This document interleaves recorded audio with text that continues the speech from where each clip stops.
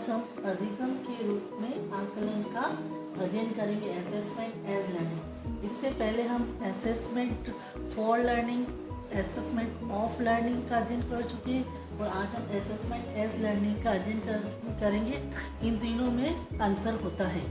अब assessment as learning यह एक औपचारिक यानी फॉर्मल मूल्यांकन होता है जो छात्रों के स्वयं के सीखने का मूल्यांकन करने और उनके समायोजन करने की प्रक्रिया से होता है। Assessment as learning is a formal assessment यानी फॉर्मेटिव असेसमेंट मतलब रचनात्मक मूल्यांकन। Students assess their own learning. Assessment as learning एक तरह का रचनात्मक मूल्यांकन होता है और रचनात्मक मूल्यांकन क्या होता है वो मैंने आपको पिछली वीडियो में पढ़ाया था कि रचनात्मक मूल्यांकन में टीचर या एट ए टाइम उसमें सुधार करता है। कुछ भी पढ़ा रहा है तो हाँ देखता है कि बच्चों को समझ में नहीं आ रहा है तो उसे उसी वक्त चेंज कर देता है, वो होता है रचनात्मक मूल्यांकन। तो ये भी इसी की तरह होता है। इसमें भी छात्रों को कोई भी प्रोजेक्ट दे दिया जाता है, कोई एक्टिविटी दी जाती है और फिर उन्हें करने के लिए कहा जाता है। छात्र अपने हिसाब से उस प्रोजेक्ट को करते हैं, उस एक्टिविटी को करते हैं, वो उसमें कुछ भी चेंज कर सकते हैं, अपने अनुसार कर सकते हैं। उन्हें समझ में नहीं आ रहा है तो उसे चेंज कर देते हैं। तो शिक्षक उसे सिर्फ देखता रहता है और फिर उसका आकलन करता है कि बच्चे का क्या IQ लेवल है। मतलब छात्र को कोई पहाड़े याद कर देने को दे दी, कोई भी ड्राइंग बनाने को दे दी, तो टीचर ने भी उसे कुछ समझा है लेकिन वो इसमें छात्र भी कुछ अपने IQ लेवल से उसमें चेंज करके उसे सीखता रहता है। तो इसे कहते हैं असेसमेंट एज लर्निंग, मतलब कि अधिगम के रूप में आकलन कि छात्र उसे कितना सीख रहे हैं स्वयं के स्तर पर।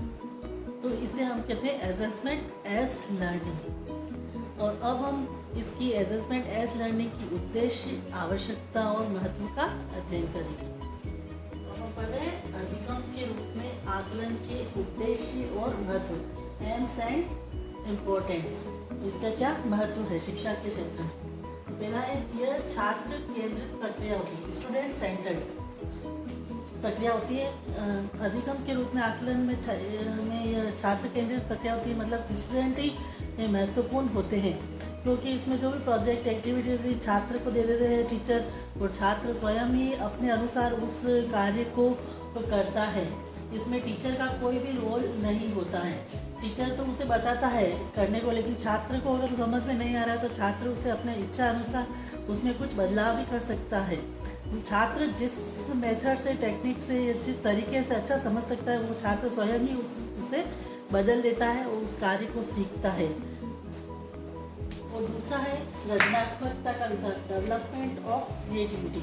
जब छात्र को कोई प्रोजेक्ट या एक्टिविटी या खुद करने के लिए दे देते हैं, मतलब छात्रों को कह दिया जाता है आप स्वयं ही इसे करो, तब इससे क्या होता है छात्रों में क्रिएटिविटी का डेवलपमेंट होता है। वो नए नए तरीके सोचते हैं, नए नए आइडिया लगाते हैं, इसे कैसे करते हैं, तो इसे कैसे अच्छा बनाया जा सकता है, इसे कैसे याद किया जा सकता है, कितने अधिक समय कैसे हम इस समय माइंड में रख सकते हैं, इस कार्य को अच्छा कैसे किया जा सकता है। तो इससे छात्र में सृजनात्मकता का विकास होता है क्योंकि छात्र को ही उस कार्य को करने के लिए दिया जाता है। उसको छात्र स्वतंत्र होते हैं इसमें कि छात्र अपने अनुसार इस एक्टिविटी को करे और सीखे।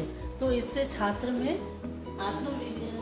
सृजनात्मकता का विकास होता है। फिर तीसरा है आत्मविश्वास का विकास, डेवलपमेंट ऑफ सेल्फ कॉन्फिडेंस। जब छात्र को खुद को ही हम कुछ उन्हें करने के लिए दे देते हैं कोई भी एक्टिविटी या प्रोजेक्ट, तो और उसे छात्र अपने तरीके से उसे कर भी लेता है, वो उसमें कुछ चेंज करके उस कार्य को पूरा कर लेता है, तो उसमें एक आत्मविश्वास बढ़ता है क्योंकि उसका कार्य पूरा हो जाता है। टीचर मान लो उसे बता रहा है तो उसे कुछ मान लो कहीं उसे कुछ समझ में नहीं आ रहा है, लेकिन वो अपने लेवल से भी कुछ सोचता है, उसमें कुछ चेंज कर देता है और फिर वो कार्य उसका पूरा हो जाता है। तो उसमें एक कॉन्फिडेंस की भावना का विकास होता है कि मैं ये कार्य कर सकता हूँ। फिर चौथा है शिक्षक के नियंत्रण का अभाव। इसमें हम छात्र को स्वतंत्र छोड़ते हैं, तो इसमें शिक्षक का कोई कंट्रोल नहीं होता छात्रों पर, बस छात्र स्वतंत्र होते हैं। छात्र उस एक्टिविटी प्रोजेक्ट को या उसको अपने स्तर पर वो करते रहते हैं। तो उनमें एक ये शिक्षक नियंत्रण का अभाव होता है। शिक्षक उन्हें कुछ भी नहीं कहता, शिक्षक सिर्फ निरीक्षण करता है, उसका ऑब्जर्व करता रहता है कि बच्चा ये कार्य कैसे कर रहा है, उसे देखता है और फिर वो उसे उसका आकलन करता है कि हाँ इस बच्चे का स्तर इस प्रकार का है।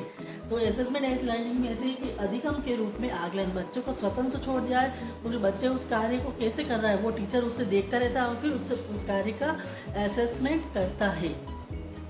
फिर पांचवा है आकलन क्षमता का विकास, डेवलपमेंट ऑफ असेसमेंट पावर। इससे छात्रों में खुद का आकलन करने की क्षमता का विकास होता है कि छात्र भी सोचते हैं कि हाँ मैं पहले क्या था, मैं इस प्रोजेक्ट को नहीं कर पा रहा था, इस कार्य को नहीं कर पा रहा, अब मैं इस कार्य को कर पा रहा हूँ। तो मतलब वो छात्र अपना स्वयं का आकलन भी कर सकते हैं। तो इससे इन सभी चीज़ों का विकास होता है असेसमेंट एज लर्निंग में। मतलब इसमें हमें ये समझना है कि छात्र इसमें स्वतंत्र होते हैं, वो अपनी इच्छा अनुसार उसमें कुछ भी बदलाव कर सकते हैं, वो जिस कार्य को सहज रूप में कर सकते हैं उसे सीख सकते हैं, छात्र उस वैसा ही करते हैं और अपने अधिगम स्तर को बढ़ाते, मतलब लर्निंग लेवल को बढ़ाते हैं। क्योंकि छात्र बिल्कुल स्वतंत्र, छात्र को स्वतंत्रता दी जाती है कि आप एक प्रोजेक्ट, एक कार्य आपके IQ लेवल से करिए, फिर टीचर उसका सिर्फ निरीक्षण करता रहता है और फिर बच्चे का आकलन करता है कि बच्चा किस स्तर का है। तो अब हमने तीनों ही पढ़ लिए हैं, assessment for learning, assessment of learning और असेसमेंट एज लर्निंग। इन तीनों ही प्रतिमानों का हम अध्ययन कर चुके हैं।